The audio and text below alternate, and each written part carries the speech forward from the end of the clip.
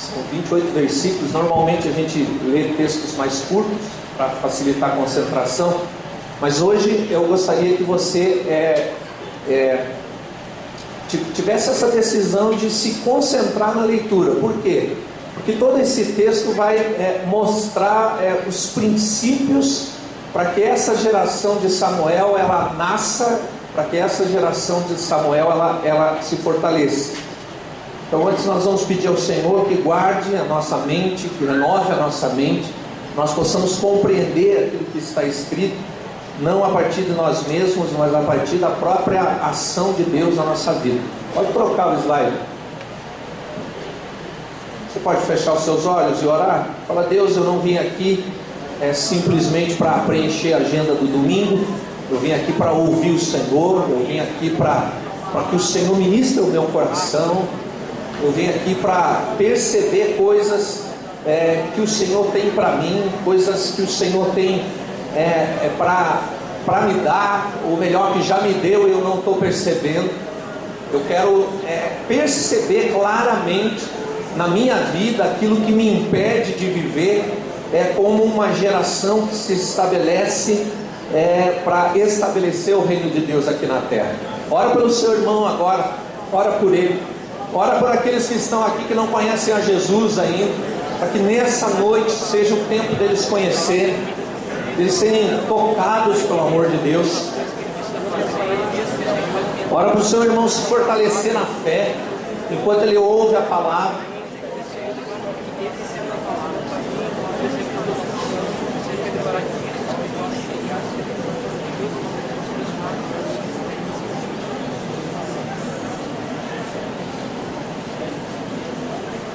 Senhor, nós queremos declarar ao Senhor o nosso desejo de ouvirmos o Senhor, de sermos tocados pelo Senhor de forma muito profunda nesse lugar.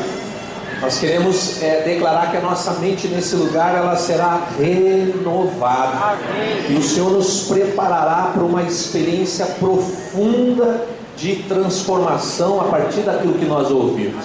Da mesma maneira que um dia nós ouvimos a palavra penetrou no nosso coração e nós fomos convencidos do amor do Senhor e nos entregamos totalmente ao Senhor.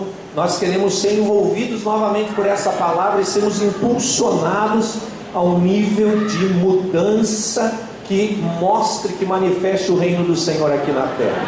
Nós oramos por nós, oramos para que isso atinja também as nossas famílias, aqueles com quem vamos nos encontrar no dia de amanhã, de tal maneira que através de nós, com clareza, com força, Senhor, se estabeleça o reino do Senhor nos lugares onde nós estivermos. Assim nós oramos, agradecidos em nome de Jesus.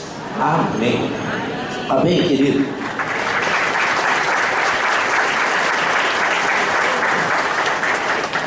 Então acompanhe comigo. Se tem alguém sem Bíblia do seu lado, dá a sua Bíblia para ele, compartilha.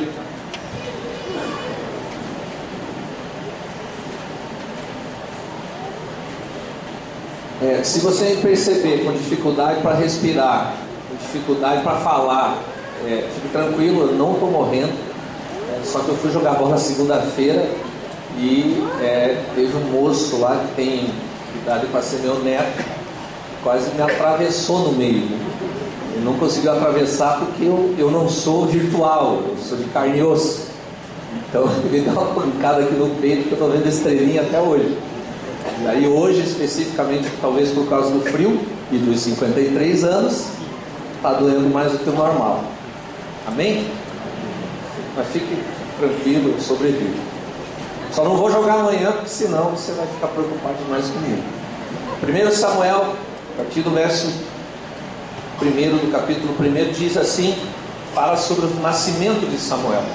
Havia certo homem de Ramataim, zufita dos montes de Efraim, chamado Eucana, filho de Jeroão, neto de Eliú, e bisneto de Tou, filho do Efraimita Zufi. Ele tinha duas mulheres, uma se chamava Ana e a outra Penina. Penina tinha filhos, Ana porém não tinha. Diga, Ana porém não tinha. Todos os anos esse homem subia de sua cidade a Siló para adorar e sacrificar ao Senhor dos Exércitos. Lá Ofni e Finéias, Os 2 filhos de Eli eram sacerdotes do Senhor. No dia em que Eucana oferecia sacrifícios, dava porções à sua mulher Penina e a todos os filhos e filhas dela. Mas a Ana dava uma porção dupla porque a amava, apesar de que o Senhor a tinha deixado estéril. E porque o Senhor a tinha deixado estéril, repita comigo, porque o Senhor a tinha deixado estéril. Sua rival a provocava continuamente a fim de irritá-la. Isso acontecia ano após ano. Sempre que Ana subia à casa do Senhor, sua rival a provocava e ela chorava e não comia. Eucana, seu marido, lhe perguntava: Ana, por que você está chorando? Por que não come? Por que está triste? Será que eu não sou melhor para você do que 10 filhos? Ó, o Eucana se achando aí a cereja do bolo, né? Certa vez, quando terminou de comer e beber em Siló, estando o sacerdote Eli sentado numa cadeira junto à entrada do santuário do Senhor, Ana se levantou e com a alma amargurada chorou muito e orou ao Senhor e fez um voto dizendo: ó Senhor dos exércitos, se tu deres atenção à humilhação de tua serva, te lembrares de mim e não te esqueceres de tua serva, mas lhe deres um filho, então eu o dedicarei ao Senhor por todos os dias de sua vida. Diga comigo: então eu o dedicarei ao Senhor por todos os dias de sua vida. E o seu cabelo e a sua barba nunca serão cortados. Enquanto ela continuava a orar diante do Senhor, Eli observava sua boca. Como Ana orava silenciosamente, seus lábios se mexiam, mas não se ouvia a sua voz. Então ele pensou que ela estivesse embriagada e lhe disse: até quando você continuará embriagada? Abandone o vinho. Ana respondeu: não se trata disso, meu senhor, sou uma mulher muito angustiada, não bebi vinho nem bebida fermentada, eu estava derramando minha alma diante do Senhor. Diga: eu estava derramando minha alma diante do Senhor. Não julgues tua serva uma mulher vadia. Estou orando aqui até agora por causa de minha grande angústia e tristeza. Ele respondeu: vá em paz, e que o Deus de Israel lhe conceda o que você pediu. Ela disse: espero que sejas benevolente para com a tua serva. Então ela seguiu seu caminho, comeu, e seu rosto já não estava mais abatido. Diga: seu rosto já não estava mais abatido. Na manhã seguinte eles se levantaram e adoraram o Senhor. Então voltaram para casa em Ramá. Eucana teve relações com sua mulher Ana, e o Senhor se lembrou dela. Assim Ana engravidou e no devido tempo deu à luz um filho, e deu-lhe o nome de Samuel, dizendo: eu o pedi ao Senhor. Quando no ano seguinte Eucana subiu com toda a família para oferecer o sacrifício anual ao Senhor e para cumprir o seu voto, Ana não foi e disse ao seu marido: depois que o menino for desmamado, eu o levarei e o apresentarei ao Senhor, e ele morará ali para sempre. Disse Eucana, seu marido: faça o que lhe parecer melhor, fique aqui até desmamá-lo, que o Senhor apenas confirme a palavra dele. Então ela ficou em casa e criou seu filho até que o desmamou. Depois de desmamá-lo, levou o menino, ainda pequeno, à casa do Senhor em Siló, com um novilho de 3 anos de idade, uma arroba de farinha, uma vasilha de couro cheia de vinho. Eles sacrificaram o novilho e levaram o menino a Eli. E ela lhe disse: meu senhor, juro por tua vida que eu sou a mulher que esteve aqui a teu lado orando ao Senhor. Era este menino que eu pedia, e o Senhor concedeu-me o pedido. Por isso, agora eu o dedico ao Senhor. Por toda a sua vida será dedicado ao Senhor. E ali adorou o Senhor. O que é ou quem é a geração de Samuel? A resposta a essa pergunta está no próprio texto que nós acabamos de ler. Há alguns aspectos do nascimento de Samuel que definem como a geração de Samuel ela se fortalece, ou como a geração de Samuel ela nasce. E eu quero observar esses aspectos com você, porque são eles que são apresentados por Deus para que você se veja como a geração de Samuel, ou você se veja como uma geração de Samuel que está formando outra geração que vai caminhar com você num determinado período, mas que num determinado momento também vai substituí-lo, porque você simplesmente, como geração, você vai passar. Olha para quem está do seu lado e diga: você não vai ficar para semente, você vai passar. E aí é o seguinte, você vai deixar um legado, e o Senhor quer que você deixe um legado, o legado de Samuel. E o Senhor quer que você olhe para a próxima geração e a veja vivendo como Samuel viveu. Eles vão aprender com você. Amém? Você crê nisso? Como nasceu Samuel? Como ele nasceu? Nós olharmos para a realidade de como ele nasceu define como nós seremos essa geração e como nós cooperaremos na formação da próxima geração.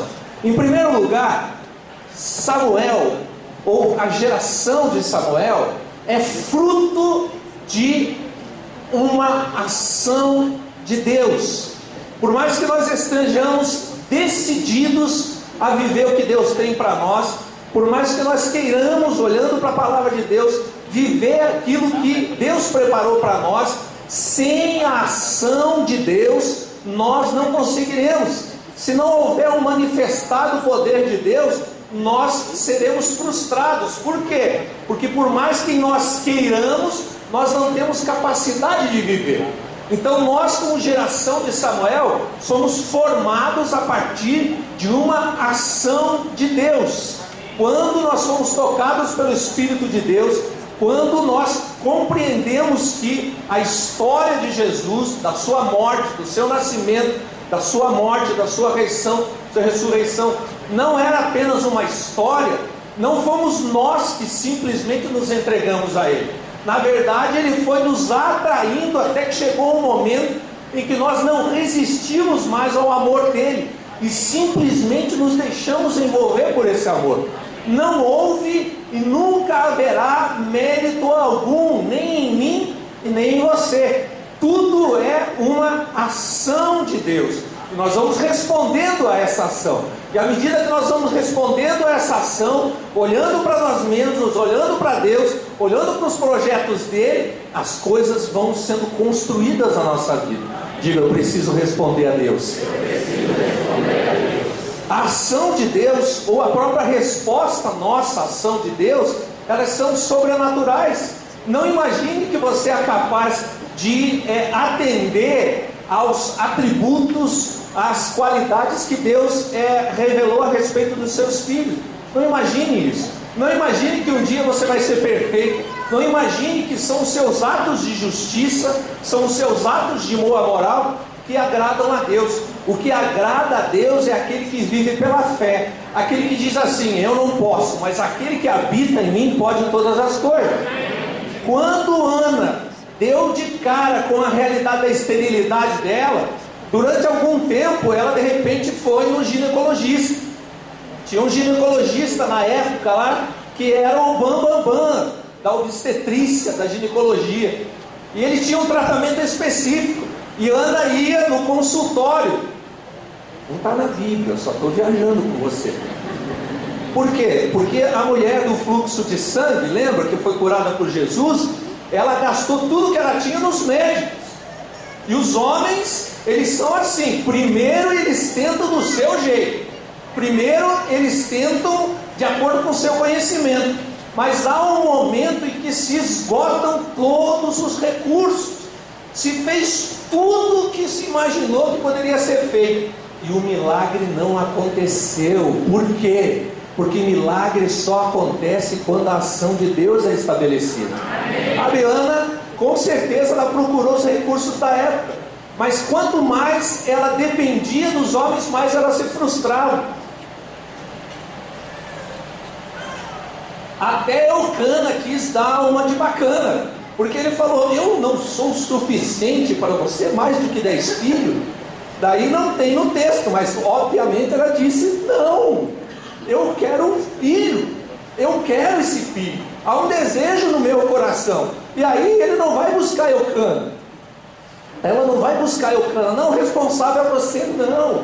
Eu estou entendendo o seguinte: para esse milagre acontecer, só se Deus operar. Sabe, tem coisas que não acontecem na sua vida porque simplesmente você tenta com os seus recursos, tenta com a sua própria capacidade humana, a sua inteligência, sua capacidade negocial, a sua capacidade de liderar, mas tudo isso frustra, porque quanto mais você investe, menos resposta tem. Quanto mais você dá, menos resposta você percebe. Tudo por quê? Porque sem a ação de Deus não tem sobrenatural. Sem a ação de Deus é psicologia, é filosofia, é sociologia, é política. O milagre só acontece quando o ambiente está liberado para que Deus opere. Ana ia com Eucana todo ano para apresentar um sacrifício no lugar que Deus tinha estabelecido como lugar de adoração. Você sabe que isso mudou hoje. Hoje não existe um lugar específico. Hoje, pela fé em Jesus Cristo, o Espírito Santo de Deus habita em nós. Então onde nós estamos é lugar de adoração. Nós nos reunimos aqui porque há um movimento de Deus maior do que nós individualmente. E quando nós vamos às nossas células durante a semana, quando nós nos reunimos aqui na celebração, ou entre os adultos, jovens e adolescentes, ou entre as crianças, o que nós estamos é respondendo a Deus, a esse movimento maior. Mas a adoração acontece onde o templo está, e nós somos o templo do Espírito Santo. Por onde nós andamos, onde nós estivermos, a adoração ela pode acontecer. Mas naquela época era diferente, e eles eram convidados a anualmente prestar um sacrifício a Deus como expressão de adoração. E lá ela chorava, e chorava, e chorava, e lá ela expressava a dor do coração dela. Mas ela ia chorar diante de Deus, ela ia falar com Deus a respeito disso. Deus se manifesta, Deus mostra a sua cara, mostra, expressa para mim o seu amor. E foi durante muito tempo. Não precisa na Bíblia quantos anos foram, não diz quantos anos foram, mas foram vários anos. Sabe, tem gente que desiste, tem gente que para, tem gente que clama durante 3, 4, 5 meses e para. Quanta gente veio no encontro com Deus: agora minha família vai mudar, agora minha casa vai passar por um processo de transformação. Durou 3, 4, 5 meses, durou um ano. Chegou um ano, as coisas não aconteceram, aí já começou a dar o seu jeitinho, daí já foi procurar a sua forma de lidar com aquilo. E aí, ao invés de buscar a Deus, buscou estratégias que se revelam frustrantes. Por quê? Porque à medida que entra na estratégia, vai perceber que a estratégia não pode fazer o que só Deus pode fazer. Sabe, a transformação da casa, a transformação do coração de alguém, não tem a ver com estratégia humana, não tem a ver com a música certa, com a atividade certa, com a conversa certa, com as palavras certas. Ou Deus opera, ou palavras, estratégias, lugar, não servem para nada, a não ser para tornar você um frustrado, a tornar você um acusado. Por quê? Porque tem gente que se deixa acusar, porque determinadas coisas não acontecem, determinadas coisas não se estabelecem, e daí se aceita a ideia: eu errei muito mesmo. Para o outro ali que de repente está dando uma acertadazinha, mas eu errei demais no meu passado, e aquilo que tem que fazer agora não faz. Aquilo que cabe a ele fazer agora não faz. Sabe o que Ana fez? Foi orar.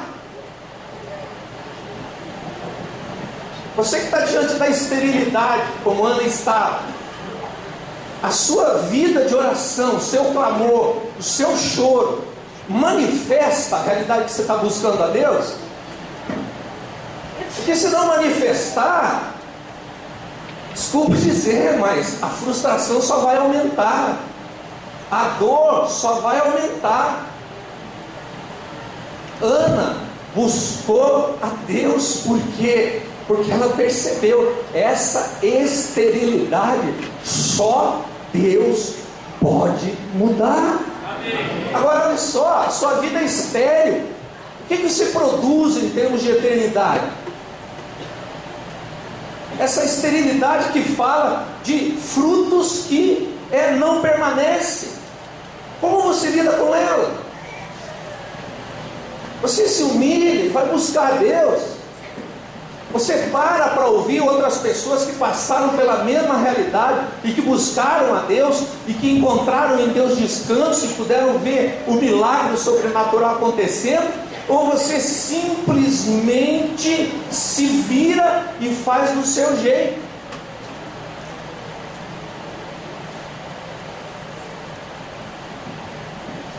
Aí não tem geração de Samuel, irmão. Simplesmente. O filho não vai nascer desse jeito. A esterilidade vai continuar acontecendo. Agora, se você buscar a Deus, entendendo que só dentro da ação de Deus é que o milagre vai acontecer, deixa eu dizer para você, o menino vai nascer. E uma geração inteira vai ser tocada pelo poder de Deus através da vida dele. Agora, como que você resolve? Como? Como que você resolve? Eu vou dizer uma coisa que pode chocar, mas veja só, você está com seu filho detonado na fé. Eu não vi nenhum pai pedir demissão do emprego para ficar um mês só orando e jejuando pelo filho. Eu não vi isso, nunca vi. Isso fala do quê? De entender que dá para eu, com uma ação humana, resolver as questões do meu filho. Eu não estou dizendo que todos os pais que têm problema com o filho têm que perder o emprego, mas algum pai de repente já pensou em falar: não, eu vou largar o emprego, e diz para o filho, e fala: ó filho, você está vivendo fora da vontade de Deus, eu vou pedir demissão, e eu vou ficar um mês orando e jejuando para você cair em si, para você se arrepender do pecado que você está vivendo. Por quê? Porque tem um pai que depende de Deus. Deus é que me sustenta, não é meu trabalho. Agora, meu filho precisa ver uma ação sobrenatural na minha vida. Não trabalho mais a partir de amanhã, vou orar, vou jejuar. Para quê? Para que mude o coração do meu filho.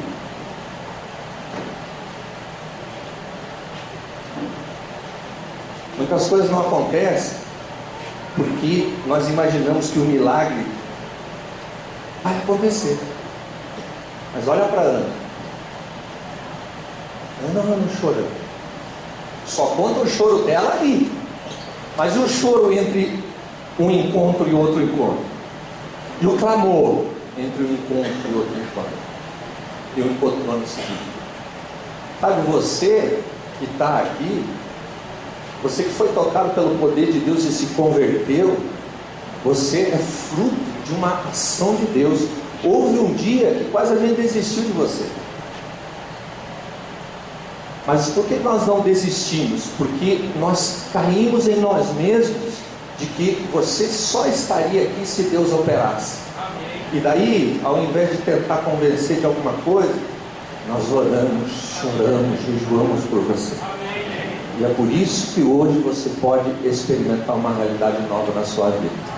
Sabe, o filho nasceu quando Ana caiu em si. E Ana disse: se Deus não fizer, todo o meu esforço vai ganhar.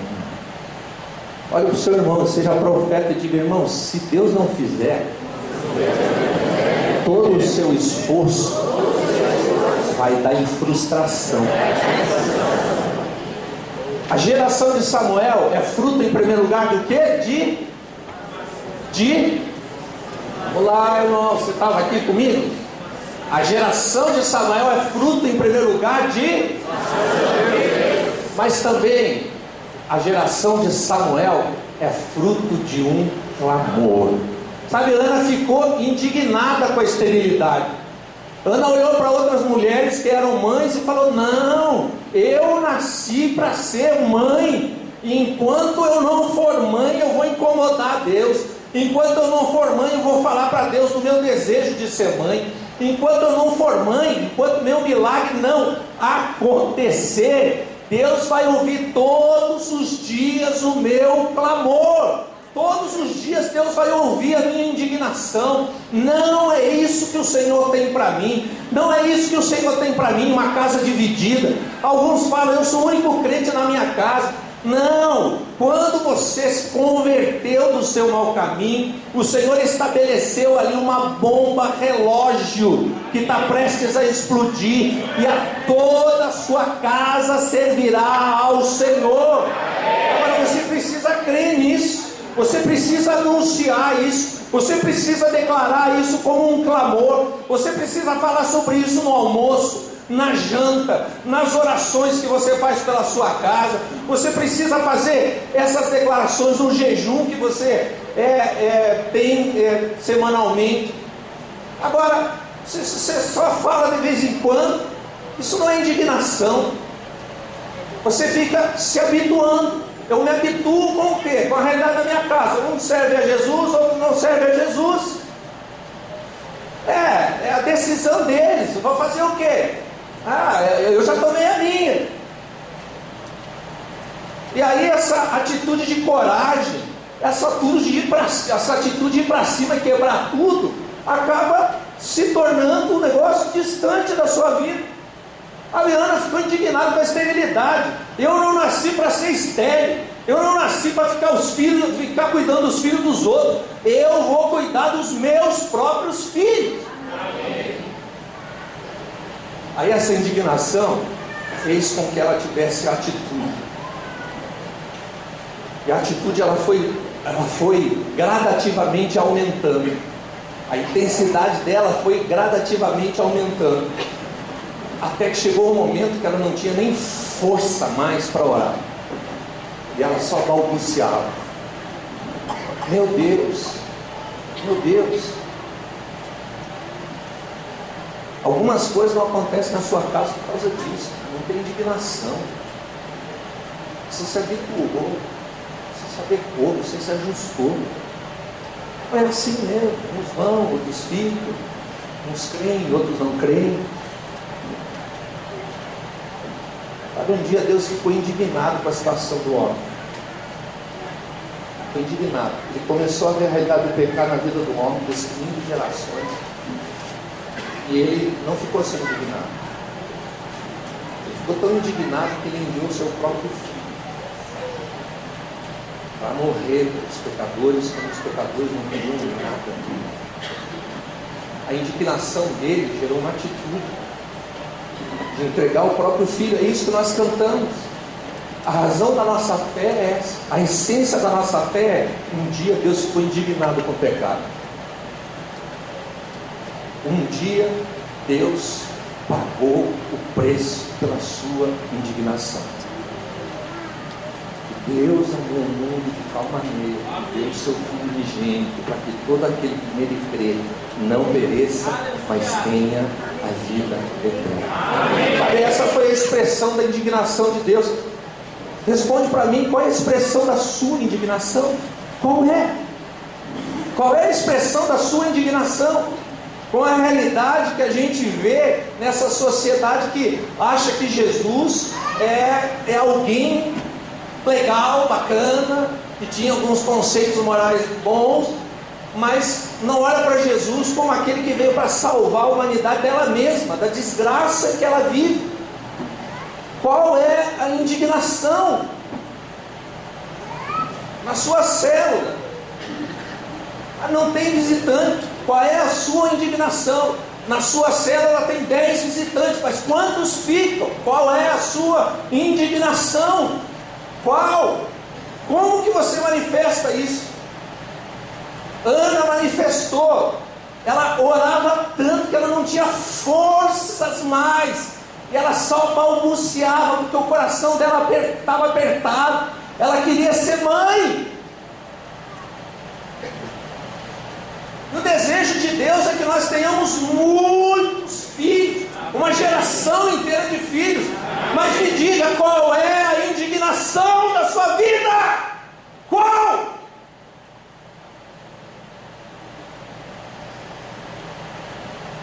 Tem gente que se habitua com o pecado, ciclos intermináveis de pecado, ciclos intermináveis de medo de tomar decisões, ciclos intermináveis de resolver as coisas de forma natural. Se não houver indignação, as coisas vão continuar do mesmo jeito. Do mesmo jeito. Você vai investir, mas no final não vai ter nenhum resultado, nenhum fruto, a não ser a sua frustração. Indignação. Chega de pecado, chega de comodismo, chega de me habituar, chega.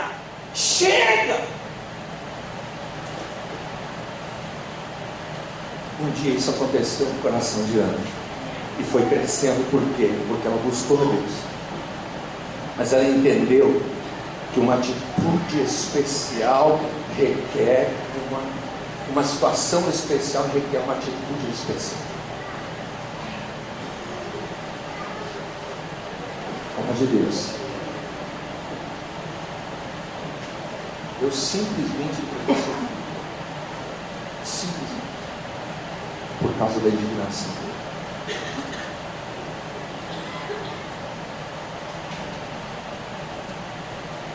A geração de Samuel é uma geração que eu creio que estabelecerá o reino de Deus aqui na terra. Amém. Nós não nascemos em Cristo Jesus para a gente fazer parte da estatística do IBGE como evangélicos. Não, decididamente não. Nós nascemos em Cristo Jesus para que o reino de Deus seja estabelecido na terra através das nossas vidas. Essa é a verdade. Nós estamos sendo convidados por Deus não para construirmos a geração de Samuel, mas para sermos essa geração nos dias de hoje. Agora, sem indignação não dá. Se a gente fica se habituando com a mesmice todos os dias, não vai ter geração de Samuel, vai ter estatística do IBGE. Somos evangélicos. Se nós queremos o estabelecimento do reino de Deus aqui na terra, as coisas têm que mudar. E a indignação tem que nos levar a uma atitude nova, deixando o pecado para trás, deixando a incredulidade para trás, deixando a sujeira para trás, e simplesmente nos posicionando em clamor até que Deus faça. Amém. Em 5 anos. Pergunta para quem está do seu lado: foi assim com Ana, e com você? Vai ser assim também? Mas a geração de Samuel também é fruto de alguém que entendeu o propósito de Deus. Então, a geração de Samuel é fruto, em primeiro lugar, de uma ação de Deus. Sem Deus operar, não tem sobrenatural, só tem natural. Não tem espiritual, só tem humano. A geração de Samuel é fruto também de um clamor, de uma indignação que te faz clamar, mas também é fruto de alguém que entendeu o propósito de Deus. Sabe, Deus não queria apenas dar um filho para Ana. Não apenas. Deus não queria que Ana se completasse tendo um filho. Algumas mulheres entendem que se completam quando são mães. Mas seja homem ou mulher, só se completa quando entende o propósito de Deus. Entende porque está vivo. Porque eu acordo todos os dias. Porque eu simplesmente acordei para o dia de hoje. A geração de Samuel é fruto de gente que sabe por que está aqui. Sabe por que foi estabelecido naquela família. sabe por que foi estabelecido naquele emprego, sabe por que foi estabelecido naquela cidade, sabe, tem senso de propósito, não nele mesmo, mas em Deus. Sabe quando nós fomos para Israel, para fazer uma visita em Jerusalém, aí na volta, Vanessa já tinha ido, fazia uma semana para servir a Jesus com o Guilherme lá em Lussac. Aí tinha um rapaz simpático que era brasileiro, que era comissário de bordo na Emirates, que é a empresa de aviação. E aí ele contando que fazia 5 anos que ele tinha abandonado a família, para quê? Para trabalhar na Emirates e morar em Dubai. Meu Deus! Enquanto um deixa a família, deixa a igreja, deixa a habitação, onde ela viveu 30 anos, o outro muda. Enquanto um deixa isso para servir a Jesus, para anunciar o Evangelho, para anunciar o reino, para estabelecer o reino, o outro muda para trabalhar. E o pai acha isso o máximo. Não, meu pai me apoiou. Apoiou para quê? Para eu vir para Dubai trabalhar, tá? E o resto? E a vida? Para que se vive, moço? Para que se acorda? Para bater o ponto na Emirates? É para isso. Ter senso de propósito é saber por que eu estou vivo. Por que eu estou vivo? Por que eu nasci? Por que eu não morri ainda? Só quem tem senso de propósito pode dar um fruto como Samuel, ou como uma geração inteira de Samuel. Ter senso de propósito.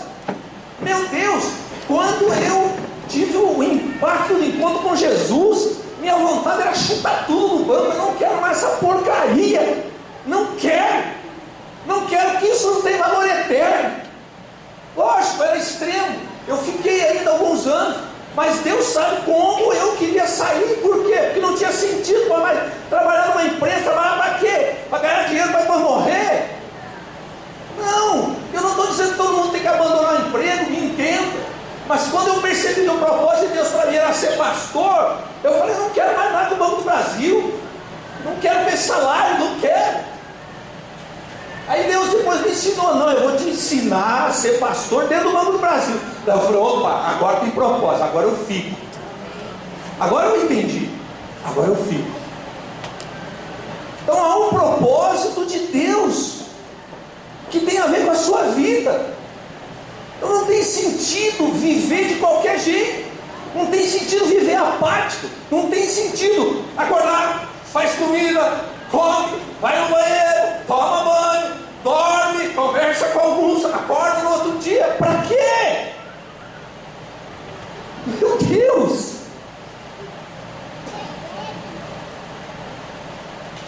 Sabe por que o filho não vinha? Porque a percepção dela a respeito do filho era pequena. Ela só queria ser mãe. Quando ela entendeu que Deus tinha um propósito maior, daí o filho veio. E sabe quando veio? Quando ele disse, Deus, se você olhar para a minha vergonha, se você olhar para a minha fragilidade e me abençoar me dando um filho, eu vou dedicar esse filho por toda a sua vida ao Senhor. E na verdade, irmão, o filho não é nosso. O filho nasceu para a glória de Deus. O Salmo 127 diz que eles são flechas na aljava de um guerreiro. Flechas na aljava pertencem a ele. E não somos nós que determinamos, nem eles que determinam qual é o propósito de Deus para a vida deles, é o próprio Deus. E se ele nasceu numa casa que tem um crente, quer ele queira, quer ele não queira, ele vai ser crente, vai viver para a glória de Deus. Essa é a verdade. Alguns ficam duvidando, será que vai? Aí chega na hora de pressionar, não pressiona porque tem medo. Medo de quê? Que Deus seja mentiroso? É esse o medo? Não, Deus é mentiroso, se eu pressionar vai embora, aí que não vai dar certo. Agora Deus diz, eu e minha casa serviremos ao Senhor. Acabou, vai servir. Agora quem é o porta-voz? É aquele que entendeu o propósito de Deus. É aquele que anuncia isso todos os dias.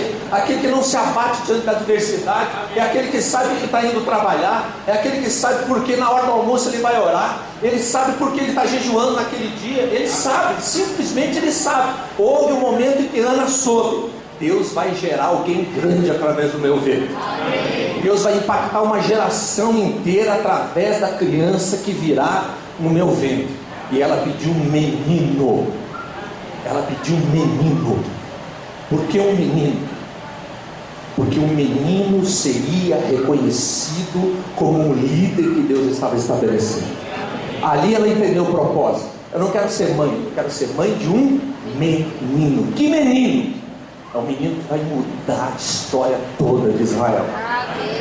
Quem entende o propósito, entende a realidade que Paulo fala em 2 Coríntios 5, 18 a 21.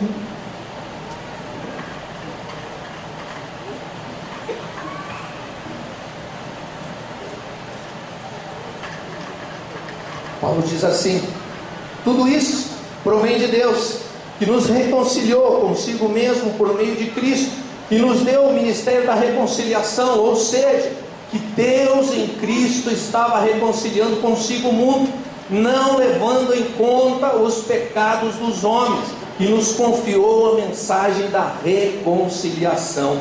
Portanto, somos embaixadores de Cristo, como se Deus estivesse fazendo o seu apelo por nosso intermédio. Por amor a Cristo lhes suplicamos: reconciliem-se com Deus.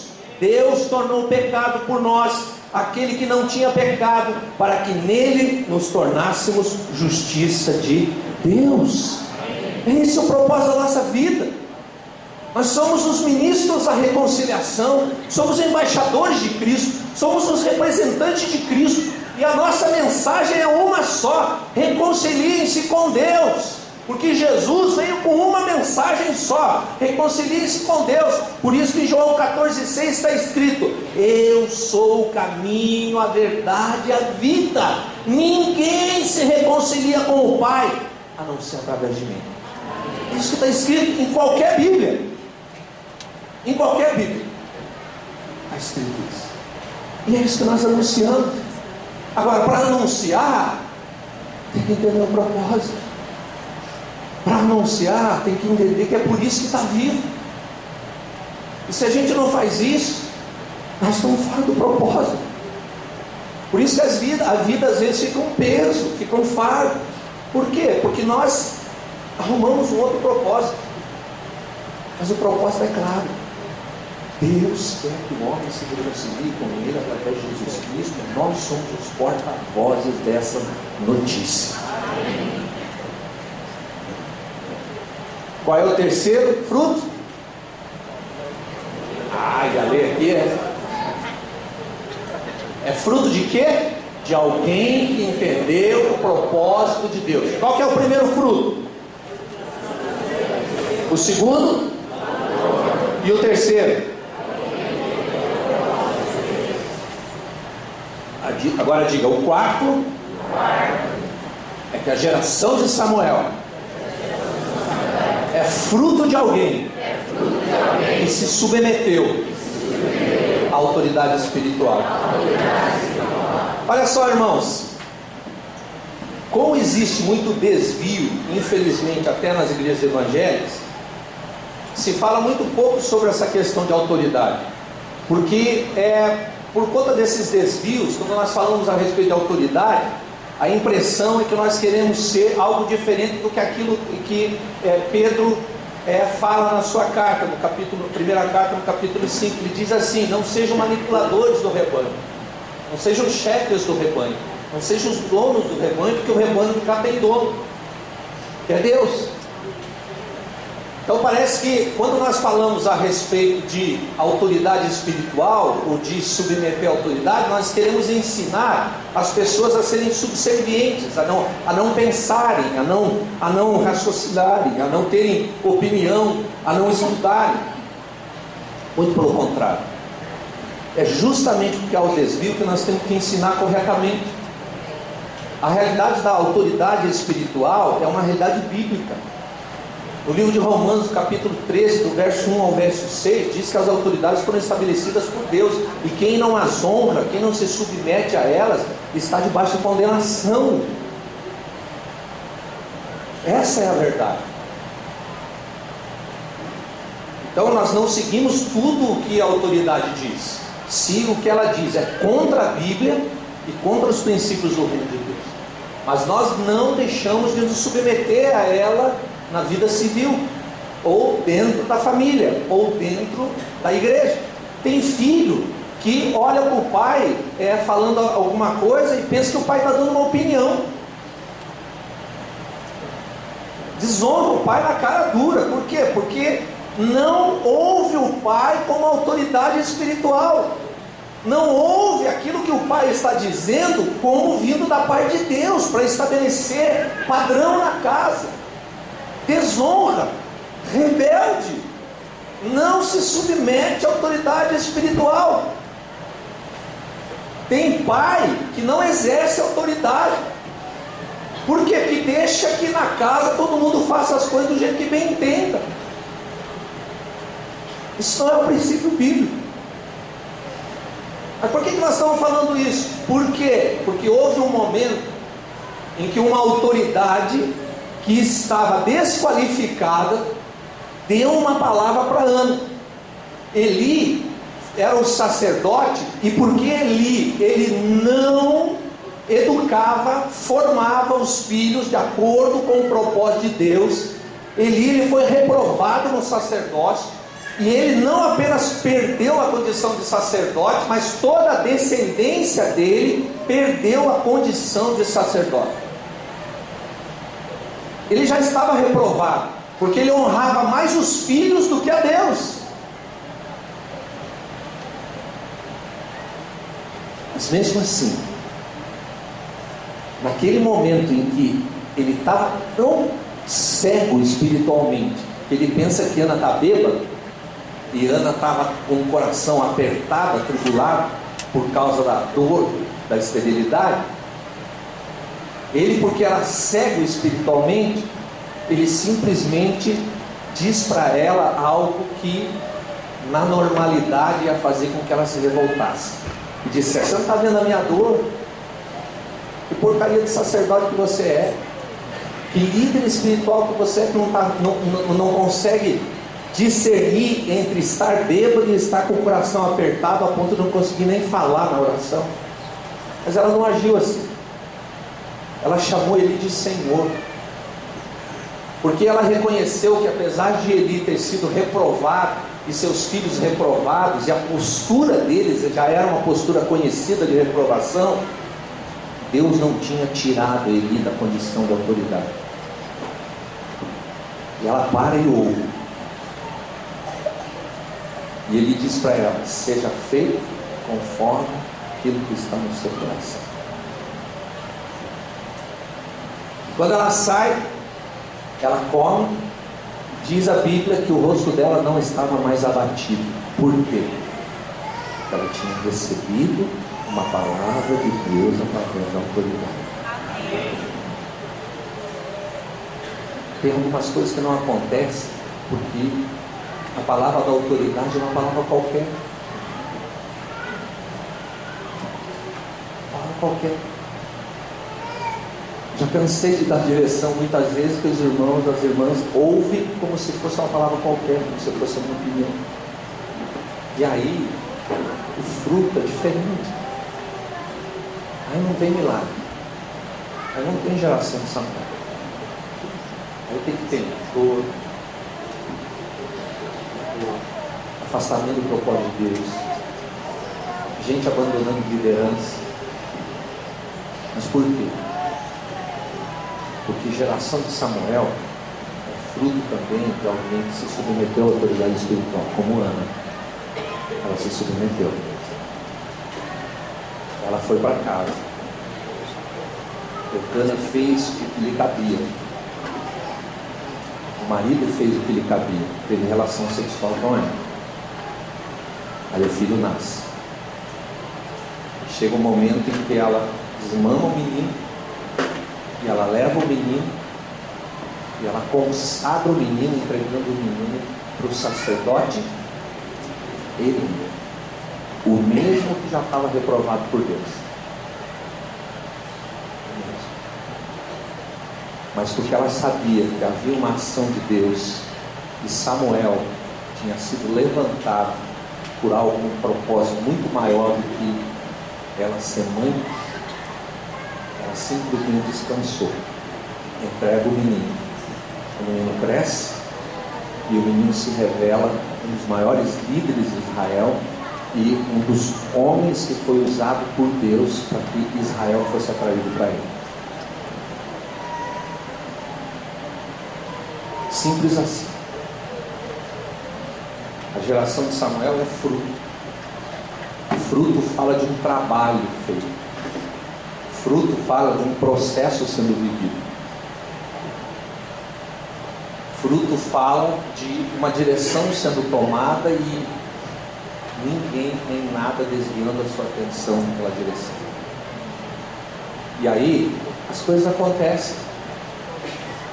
O menino nasce, o menino cresce, o menino é consagrado, o menino é usado por Deus, o menino faz a vontade de Deus, e o menino é reconhecido por toda a nação como alguém que era de Deus.